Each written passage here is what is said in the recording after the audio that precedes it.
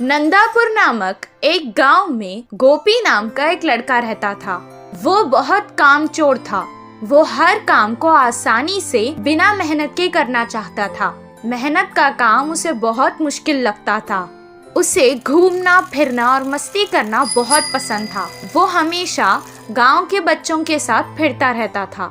उसके माँ बाप उसके लिए बहुत चिंतित थे। वो बस अपने बच्चे को सुधरता देखना चाहते थे। एक दिन उसे गांव में एक साधु मिला। साधु को गोपी के बारे में पता था। उसे सुधरने के लिए उसने उसे एक सलाह दी।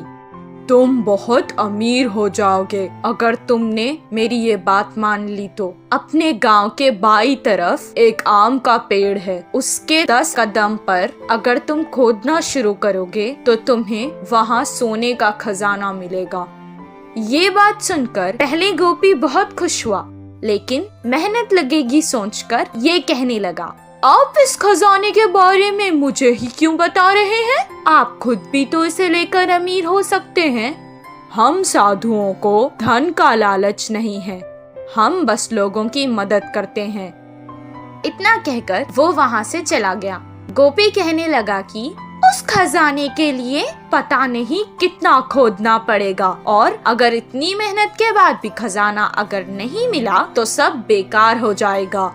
इतना कहकर वो भी वहाँ से चला गया। हर काम को वो ऐसे ही टाल देता था। कुछ दिन बाद गांव में पानी बंद हो गया।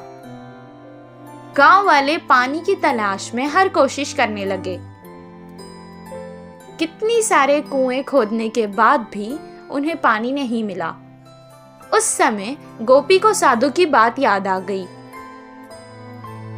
मैं अगर इस बुरे समय में वो खजाना लेकर इस गांव से चला जाऊं तो आराम से रह सकता हूं, वो सोचने लगा और वहां से फावड़ा लेकर आम के पेड़ के पास खोदने चला गया।